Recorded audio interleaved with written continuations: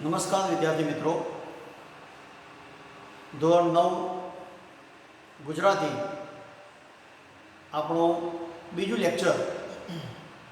પ્રથમ લેક્ચરમાં આપણે કવિતા વિશે, કવિ વિશે અને આપણા જે પ્રખ્યાત કવિઓ છે એમની માતૃભૂમિ વિશેની જે કવિતાઓ છે એમના વિશે આપણે ચર્ચા કરી. આપણી જે કવિતા છે ગુર્જરીના ગૃહકુંજે, કવિ સુંદરમ ત્રિભુવનદાસ પુરુષોત્તમદાસ લુહાર. અગાઉ આપણે થોડીક ચર્ચા આ કવિતા વિશે આપણે કરી લીધી છે. આપણે હવે એ કવિતાની જે વાત છે એ કવિતાની વાત આપણે કરીએ. તમે બધાએ વિદ્યાર્થીઓ, તમે બધાએ તમારી જે ચોપડી કવિતા 5 એમાં સામે જોજો, સાથે ચોપડી લઈને બેસજો, જેથી કરી અને આપણે વ્યવસ્થિત અને સારી રીતે લખી શકીએ, ભણી શકીએ, સમજી શકીએ. ચોપડી હશે તો તમને પણ વધારે સમજણ પડશે. આપણે જોઈએ આ કવિતામાં તો 5મી કવિતા છે આપણી ગુર્જરીના ગૃહકુંજે, ગીત કાવ્ય, અને એના કવિ છે સુંદરમ. તો કવિતાની શરૂઆત કરીએ આપણે. તો પહેલી પંક્તિ છે આપણી. આ જે કવિતા છે એ કવિતા ગુજરાત ગૌરવની વાત કરી છે. આ કવિતામાં કવિએ ગુજરાત ગૌરવની વાત કરી છે. તો પહેલી જ પંક્તિમાં શરૂઆત કરીએ છીએ આપણે. એમાં જ કવિ કહે છે કે ગુર્જરીના ગૃહકુંજે અમારું જીવન ગુંજે ગુંજે. ગુર્જરીના ગૃહકુંજે અમારું જીવન ગુંજે ગુંજે. આંખ અમારી ખુલી અહીં પહેલી, આંખ અમારી ખુલી અહીં પહેલી, પગલી ભરી અહીં પહેલી, અહીં અમારા યૌવન કેરી, વાદળીઓ વરસેલી. તો મિત્રો, પહેલી પંક્તિઓ શરૂઆતની 4 છે અને એ 4 પંક્તિઓમાં કવિ એવું કહે છે કે ગુર્જરીના ગૃહકુંજે. ગૃહ એટલે ઘર અને કુંજ, કુંજ એટલે આમ તો બગીચો. કુંજ એટલે બગીચો, એટલે કે આપણી જે વનરાજી છે, વિસ્તૃત વનરાજી, નદી કિનારે હોય, પર્વતીય વિસ્તારમાં હોય કે આપણા નાના નાના જે બગીચાઓ છે એ બગીચાઓમાં ગુર્જરી. તો અહીંયા પહેલી આપણે શરૂઆત કે ગુર્જરીના ગૃહકુંજ. ગુર્જરી એટલે આપણી માતૃભૂમિ, આપણી જન્મભૂમિ. અને બીજા અર્થમાં કહીએ તો ગુર્જરી એટલે આપણી ગુજરાતી ભાષા, આપણી ગુજરાતી ભાષા. આ ગુજરાત પ્રદેશમાં અમારું જીવન, અમારું એટલે આપણું, કવિ અમારું એટલે આપણું બધાનું, અમારું જીવન ગુંજે ગુંજે. ગુંજવું એટલે કે ગણગણાટ કરવો, ગણગણાટ કરવો અથવા તો ગુંજારો કરવો, આનંદિત. અમારું જીવન આ ગુજરાત પ્રદેશમાં ગુંજી રહ્યું છે.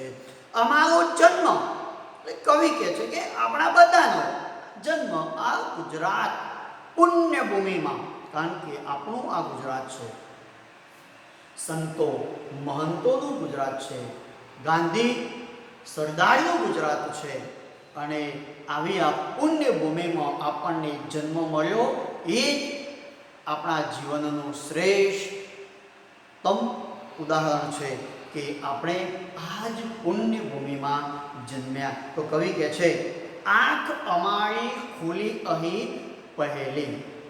બાળકનો જન્મ થાય ત્યારે પહેલી એની આંખ એની આ માતૃભૂમિમાં, એની જન્મભૂમિમાં એની આંખ ખુલે છે. ડગલી ભરી અહીં પહેલી. તો જન્મ પણ અહીંયા થયો. અમે અહીંયા પાપા પગલી માંડતા શીખ્યા. અમારી આ જન્મભૂમિમાં અમે પાપા પગલે વળતા શીખ્યા. તો જન્મ થયો, પેલી આંખ ખુલી અને ધીમે ધીમે જેમ જેમ સમય વીતતો ગયો તેમ અમે અહીંયા ચાલતા પણ શીખ્યા છીએ. બીજી ચોથી પંક્તિમાં કવિ એવું કહે છે કે અહીં અમારા યૌવન કેરી વાદળીઓ વરસેલી. યૌવન બહુ અગત્યનો શબ્દ છે મિત્રો. યૌવન એટલે એમ તો યુવાની, યુવાન. કદાચ એક પંક્તિ છે યુવાની વિશે ઝવેરચંદ મેઘાણીની, કદાચ કે એ યુવાની વિશે. યુવાન કોને કહેવાય? બાળક નાના મોટું થાય, જેમ જેમ સમય વીતતો એ બાળક યુવાન અવસ્થામાં પ્રવેશ કરે એટલે યુવાન નહીં, પણ એ યુવાનીમાં એને ઘણા બધા સારા કાર્યો કરવાના હોય છે. એણે પોતાના કુટુંબને સક્ષમ, પગભર અને આર્થિક રીતે પણ સજ્જ બનાવવાનું છે. એને ઘણું બધું કામ, મોટાભાગનું કામ આ યુવા અવસ્થામાં જ કરવાનું છે. બાળપણ તો રમવામાં વીતતું, બાળપણ આપણું રમવામાં જશે. વૃદ્ધાવસ્થા છે એ કદાચ ખાટલામાં પણ જશે. આપણે વૃદ્ધાવસ્થામાં કંઈ કામ નહીં કરી શકીએ, બાલ્યાવસ્થામાં કંઈ કામ નથી કરતા, પણ જેટલા મોટા કામો છે, જીવન જીવવાની જે રીતો, એ બધી આપણે આ યુવાનીમાં કરવાનું છે. મિત્રો, તો યુવાની વેડફાઈ ન જાય તેનું ધ્યાન આપણે રાખવાનું છે. ઘણા બધા વિદ્યાર્થી મિત્રો, ઘણા બધા યુવાનો જ્યાં ત્યાં જે તે વ્યસનોમાં આવી જાય છે. આપણે એમાંથી પર રહી, એનાથી દૂર રહી અને આપણે આપણા માતા પિતા, આપણા ગુરુજનો, આપણી આ જન્મભૂમિ, એનું મહત્ત્વ વધારવાનું છે. મિત્રો, તો ઝવેરચંદ મેઘાણીની એક પંક્તિ છે યુવાની વિશેની કે ગટમાં ગોળા થન ગને, યાદ રાખજો, ગટમાં ગોળા થન ગને આતમ વિંજે પાંખ. ગટમાં ગોળા થન ગને આતમ વિંજે પાંખ, અણ દીઠેલી ભોમ ઉપર યૌવન માંડે આંખ. આ એક પંક્તિ ઝવેરચંદ મેઘાણીની પ્રખ્યાત થયેલી છે. આ પંક્તિ યુવાની વિશે, યુવાન મિત્રો વિશે એમણે એવું કહ્યું છે કે જે અણદીઠેલી એટલે કે અજાણી, જે વ્યક્તિ અજાણી જગ્યા ઉપર જાય હિંમતથી, ડરપોક નહીં, ડર નહીં, અજાણી જગ્યા ઉપર પણ જે હિંમત કરીને જશે એનું નામ છે યુવાન. ક્યારેય કોઈનાથી, ક્યારેય કોઈથી એ ડરશે નહીં, પાછો પડશે નહીં, ક્યાંયથી પાછો નહીં પડે. એ હંમેશા આગળ વધવા માટે પ્રયત્નશીલ છે. તો અહીંયા કવિ પોતાનું જે જીવન છે અને એમાંય પાછું યુવાન અવસ્થા, એની વાદળીઓ અહીંયા વરસેલી એટલે કે પોતાનું આખું જે જીવન છે એ અહીંયા નવછાવર કરી દીધું છે. પોતાની માતૃભૂમિમાં, પોતાની જન્મભૂમિમાં પોતાની આ યુવાની અહીંયા એમને વિતાવી છે. ત્યાર પછી જે પંક્તિઓ છે એમાં ગુજરાતનું સૌંદર્ય, એની સુંદરતા અહીંયા આપણને આપી છે. કયું છે? કવિ કહે છે કે અહીં શિયારે તાપ્યા સગડી, કોકિલ સુણી વસંતે, અષાઢના ગન ગર્જન ઝીલ્યા, રણ જનતા ઉર તંતે. બહુ મજાની ગુજરાતનું સૌંદર્ય, શિયાળો, ઉનાળો કે ચોમાસાની ઋતુ હોય, પણ કવિએ પોતાનું સમગ્ર જીવન આ જ માતૃભૂમિમાં, પોતાના વતનમાં વિતાવ્યું છે. એમાં કવિ કહે છે શિયાળે તાપ્યા સઘળી. કદાચ નાના બાળકોને બહુ ખબર હોય, તમને પણ ખબર હશે. શિયાળાની ઋતુ, સવારની ઠંડી, બધા નાના બાળકો, બધા ભૂલકાઓ, એમાં તમે પણ હશો. ક્યાંક ગામની પાદર, તમારા મહેલાની પાદર, આજુબાજુની વાડ, એના કોટા ભાગીને, લાકડા ભેગા કરીને તાપણા કર્યા હશે. તમને યાદ હશે બધું ટૂર વળી અને વચ્ચે સળગાવ્યું હશે. અને નાના નાના બાળકોને પાછા આપણે દાદાગીરીથી લાકડા લેવા મોકલીએ અને કદાચ કોઈ નવો છોકરો ત્યાં આવી જાય તાપવા માટે તો એને પહેલાં એક શરત કરીએ કે તમે તાપવા દઈએ પણ તારે પહેલાં લાકડા લાવવા પડશે. અને જો ન લાવે તો આપણે એને તાપવા નહીં દેતા. ઘણી વખત નાની નાની નોકઝોક થઈ જાય, ક્યાંક નાની નાની ઝઘડી પણ થઈ જતી હોય છે. તો કવિ કહે છે કે શિયાળામાં અમે સઘળીએ અહીંયા તાપ્યા છીએ. કોકિલ, કોકિલ, કોકિલ એટલે કે નર કોયલ અને કોકિલા એટલે માદા કોયલ. કોકિલ સુણી વસંતે, અહીંયા લખ્યું છે વસંત ઋતુ. કોકિલા એટલે કે કોયલના અવાજો, સુંદર મજાના કોયલના અવાજો પણ અમે આ શિયાળામાં, અહીંયા લખ્યું છે કે વૃક્ષોને નવ પલ્લવી, નવ એટલે નવા અને પલ્લવ એટલે પાંદડા, વૃક્ષો ઉપર નવા નવા પાંદડા લાવનારી ઋતુ એટલે વસંત ઋતુ. શબ્દ સમૂહ માટે એક શબ્દમાં પૂછી શકે કે વૃક્ષોને નવ પલ્લવિત કરનારી ઋતુ તો વસંત ઋતુ. તો કવિ અહીંયા કહે છે કે અમે શિયાળામાં સઘળીએ તાપ્યા છીએ. કોયલના મીઠા મધુર અવાજો પણ અમે સાંભળ્યા છે. અષાઢ મહિનો, અષાઢ ચોમાસાની ઋતુ. ગન ગર્જન, અહીંયા પણ આપણે એક શબ્દ લખ્યો છે ગન ગર્જના. ચોમાસાની ઋતુમાં જે વાદળોથી આકાશમાં મેઘ ગર્જના થતી હોય છે, ગડગડાટ થતો હોય છે, એને શબ્દ સમૂહ માટે લખે પૂછાય કે વાદળોથી થતી ગર્જના અથવા તો મેઘ ગર્જના. તો એનો જવાબ આપણે લખી શકીએ કે ગન ગર્જના. તો ચોમાસાની ઋતુમાં વાદળોમાં અષાઢમાં જે ગન ગર્જના થાય, મેઘ ગર્જના થાય, એ પણ અમારા ઉર તંતે હૃદયમાં અમે ઝીલ્યા છે. આકાશમાંથી જે મેઘ ગર્જના થાય છે એનો જે ગણગડાટ છે એ ગડગડાટ પણ અમે અમારા હૃદયમાં સાંભળ્યા છે. તો વાદળની ગર્જના એટલે કે ચોમાસાની ઋતુમાં જે વાદળોની ગર્જના છે એ પણ કવિએ આ જ માતૃભૂમિમાં સાંભળી છે. આગળની પંક્તિઓમાં કવિ કહે છે અમે ભમ્યા અહીંના ખેતરમાં, અમે ભમ્યા અહીંના ખેતરમાં, ડુંગરમાં કોતરમાં, નદીઓમાં નાહ્યા, આરોટ્યા કુદરતના પાનેતરમાં. સમજવા જેવી વસ્તુ છે મિત્રો અહીંયા કે અમે ભમ્યા, ખેડૂત પુત્ર ખેતરોમાં જો મોટે ભાગે આપણે બધા ખેડૂત પુત્રો, તમે કે હું, તમારે પણ તમારા માતા પિતાને ત્યાં ખેતી જમીન હશે, ખેતરમાં તમે પણ ગયા હશો. તો અહીંયા કવિ પણ કહે છે અમે ભમ્યા અહીંના એટલે કે મારા વતનના માતૃભૂમિના ખેતરોમાં અમે ભમ્યા છીએ, ફર્યા છીએ. અને જે ડુંગરો છે, અહીંની જે કોતરો છે એમાં પણ અમે ભમ્યા છીએ.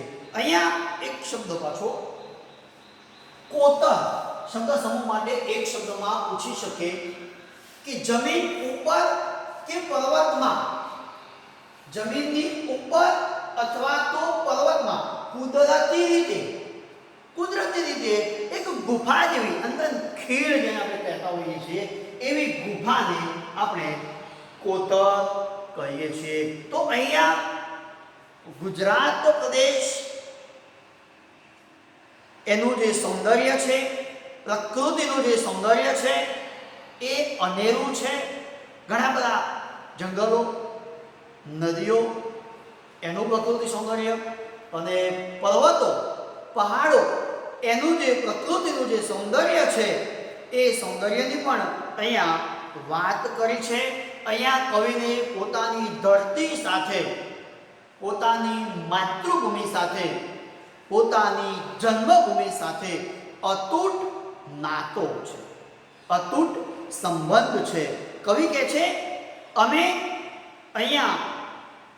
અહીંના ખેતરમાં ડુંગરમાં અને કોતરોમાં ભમ્યા છીએ. અમે અહીંયા અમારા ખેતરોમાં, ડુંગરોમાં અને કોતરોમાં ભમ્યા છીએ. પરીક્ષામાં પૂછાય કે કવિ ક્યાં ક્યાં ભમ્યા હતા? તો ખેતરમાં, ડુંગરમાં અને કોતરોમાં કવિ ભમ્યા હતા. આગળની વાત છે નદીઓમાં નાહ્યા. નદીમાં શું કરે છે? પુષ્કળ બધી નદીઓ, ઘણી બધી નદીઓ છે, બહુ બધી નદીઓ છે ગુજરાતમાં. એમાં નદીઓમાં નાહ્યા છે, આરોટ્યા છે. ક્યાં? કુદરતના પાનેતર. પાનેતર શબ્દ પણ અહીંયા આપણે લખ્યો છે મિત્રો. પાનેતર કોને કહેવાય? કદાચ જાણતા હશો કે જે કન્યાના લગ્ન થતા હોય, જે કન્યાના લગ્ન થતા હોય અને એ લગ્ન વખતે એટલે કે પરણતી વખતે કન્યાને જે પહેરવામાં આવે છે, જે વસ્ત્ર એ દિવસે એને પહેર્યો હોય એને આપણે પાનેતર કહીએ છીએ. તો પાનેતર અહીંયા કોને કહ્યું છે? આ કવિતાના સંદર્ભમાં લખીએ તો કહીએ તો આપણી આ ધરતી માતાએ ચોમાસાની ઋતુ છે, તમે બધાએ ચારે બાજુ જોતા હશો કે ધરતી માતાએ જાણે કે લીલી સાડી પહેરી હોય, પાનેતર પહેરી હોય એમ ચારે બાજુ લીલોતરી છવાઈ ગઈ છે અને આખું એ વાતાવરણ, એનું જે સૌંદર્ય છે એ અનેરું અને જોવાલાયક બની રહ્યું છે. તો કવિ નદીઓમાં નાહ્યા છે. પરીક્ષામાં એક વાક્યમાં પ્રશ્ન પૂછાય ક્યાં નાહ્યા છે? તો પોતાની નદીઓમાં, એટલે કે પોતાની જે માતૃભૂમિ છે અને એ માતૃભૂમિની જે નદીઓ છે એમાં નાહ્યા છે. ક્યાં આરોટ્યા છે? તો કુદરતના પાનેતરમાં. પરીક્ષામાં લગભગ આ પ્રશ્ન તો પૂછાય જ છે કે કવિ ક્યાં આરોટ્યા હતા? તો કવિ કુદરતના પાનેતરમાં, એટલે કે આ ધરતી માતા ઉપર આરોટ્યા છે. આરોટવાની મજા આવે અને એમ કવિને પણ આરોટવાની બહુ મજા આવી હતી. તો અહીંયા પોતાની ધરતી માતા સાથેનો જે સંબંધ છે એ કવિએ અહીંયા વ્યક્ત કર્યો છે, પોતાનો પ્રેમ વ્યક્ત કર્યો છે. અને આગળની પંક્તિઓમાં કવિ કહે છે, અહીં અમારા તન ધન અર્પ્યા, પૌરુષ પ્રાણ સમર્પ્યા, વિશ્વ વાળીને સુફલિત કરવા નસ નસથી રસ અર્પ્યા. બહુ અગત્યની વાત. કદાચ વસુદૈવ કુટુંબકમની ભાવના, આ આખું વિશ્વ એક કુટુંબ છે. આ આખું વિશ્વ એક કુટુંબ છે એની ભાવના અહીંયા કવિએ રજૂ કરી છે. અહીં અમારા તન અને ધન, તન એટલે શરીર, સમાનાર્થી શબ્દોમાં પૂછાય. તન એટલે શરીર અને ધન એટલે આપણો પૈસા, અને બધું સમર્પિત કરી દીધું છે.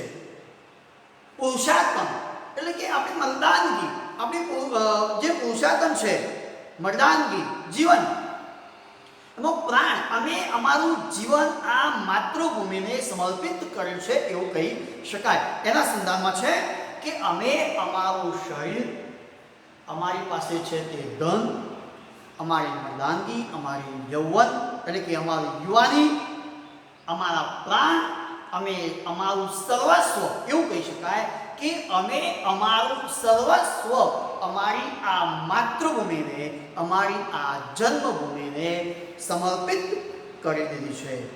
વિશ્વવાળી, જગતને વાળી કહી છે. વસુદેવ કુટુંબકમની ભાવના, આપણે કહ્યું એમ આ વિશ્વ એક કુટુંબ છે એવી ભાવના અહીંયા વ્યક્ત કરી છે. વિશ્વવાળીને સુફલિત, સુફલિત એટલે કે ફળદાર, ફળદ્રુપ કરવાની વાત કરી છે.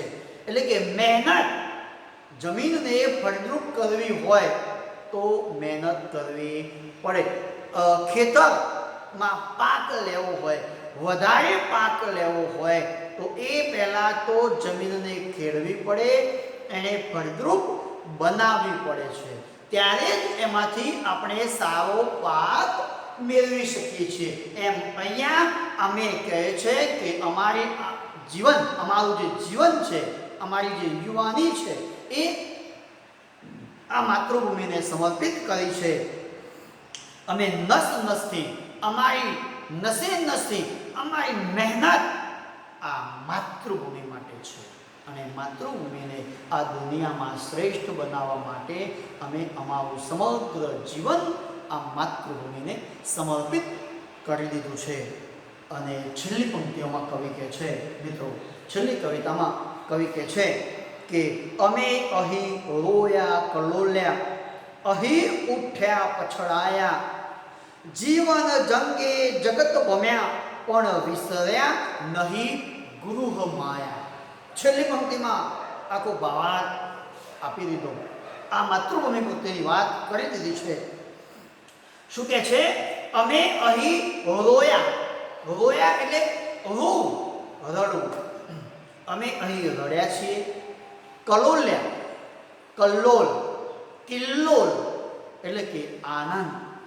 અમે અહીં રોયા પણ છીએ અને આનંદ પણ કર્યો છે. એટલે કે સુખ અને દુઃખ જીવનમાં, દરેક વ્યક્તિના જીવનમાં સુખ અને દુઃખ આવે છે. સુખ અને દુઃખ એ તો એક સિક્કાની બે બાજુઓ છે. ક્યારેક સુખ, ક્યારેક દુઃખ. તો આ માતૃભૂમિમાં અમે સુખ દુઃખનો અનુભવ કર્યો છે. માતૃભૂમિમાં કવિ કહે છે અમે રોયા એટલે કે દુઃખ પણ આવ્યું, અમે કિલ્લોલ કર્યું એટલે કે આનંદ પણ કર્યો, મોજ અને મસ્તી, સુખ અને દુઃખ, રોયા કલોલ્યા અને ઉઠ્યા પછડાયા. ઉઠ્યા એટલે ઊભા થવું અને પછડાયા એટલે પડી જવું અને ઊભા થવું એ તો વાત બરાબર કે જે વ્યક્તિ પડી જાય છે એ પાછો ઊભો થાય છે. પણ અહીંયા જીવન જીવતા જીવતા ઘણી બધી મુશ્કેલીઓ આવે છે. કવિ એવું કહે છે કે અમે અમારા જીવનમાં ઘણી બધી મુશ્કેલીઓનો સામનો કર્યો છે અને એ સામનો કરતા કરતા ઉઠ્યા એટલે કે વળી પાછા અમને અમારા જીવનમાં સુખ અને સમૃદ્ધિ પ્રાપ્ત થઈ છે. ક્યારેક દુઃખ પણ આવી ગયું તો દુઃખ આવ્યું છે ત્યારે એનો સામનો કર્યો અને એમાંથી બહાર નીકળ્યા અને સુખ ભોગવ્યું, સમૃદ્ધિ મેળવી છે. તો કવિ અહીંયા સુંદર મજાની વાત કરે છે કે છે અમે અહીંયા રોયા પણ છીએ, આનંદ પણ કર્યો છે અને સાથે સાથે સુખ અને દુઃખ પણ અહીંયા જ અમે ભોગવ્યા છે. અને મિત્રો, છેલ્લી પંક્તિમાં કવિ એવું કહે છે કે જીવનનો જંગ એટલે યુદ્ધ. જીવનમાં યુદ્ધ. કયું યુદ્ધ? પૈસા કમાવા માટે ઘણી બધી મહેનત કરવી પડે છે. અથાગ પ્રયત્ન કરવાથી આપણને પૈસો ટકો મળતો હોય છે. તો આ જીવનમાં પૈસા મેળવવા માટે, સુખ અને સમૃદ્ધિ મેળવવા માટે દુનિયાના ઘણા બધા ખૂણાઓમાં કવિ કે અમે ભમ્યા છીએ. આખું જગત ભમ્યા. જીવનમાં કમાવા માટે આખા જગતમાં ભમ્યા છીએ. પણ શું કહે છે? યાદ રાખજો, વિસર્યા નહીં ગૃહ માયા. વિસર્યા નહીં ગૃહ માયા. ગૃહ માયા એટલે કે પોતાના વતનની માયા, વતનનો પ્રેમ, પોતાના વતનને કવિ ક્યારે ભૂલ્યા નથી. કવિ કહે છે કે ભલે અમે અમારા જીવનમાં કમાવા માટે દુનિયામાં ક્યાંય પણ ગયા હોઈશું, પણ ક્યારે અમારા હૃદયમાંથી અમારી માતૃભૂમિ પ્રત્યેનો પ્રેમ ઓછો થયો નથી. હંમેશા અમારી જન્મભૂમિની યાદ અમારી સાથે જ છે. ક્યાંય પણ જઈએ પણ માતૃભૂમિને કદી ભૂલી શકાતી નથી. અને એટલા માટે તો આપણે અગાઉ પણ આગળના પીરિયડમાં આપણે વાત કરી કે માતા અને જન્મભૂમિ, જનની અને જન્મભૂમિ આ બંને તો સ્વર્ગથી પણ ચડિયાતા ગણ્યા છે. તો મિત્રો, અહીંયા આપણે નાનકડી કવિતા પૂરી કરીએ છીએ. ત્યારબાદ તમને વ્યાકરણ અને સ્વાધ્યાયના પ્રશ્નો તમને અલગથી આપવામાં આવશે. વ્યવસ્થિત તમારે એ વ્યાકરણ તમારી નોટમાં લખી દેવાનું. આગળના પીરિયડમાં જે કવિ પરિચય અને જે કંઈ લખાણ લખેલું છે એ તમારે પહેલાં લખવાનું. ત્યાર પછી આપવામાં આવે એ વ્યાકરણ લખવાનું અને એના પછી આપણે સ્વાધ્યાય લખવાનું છે.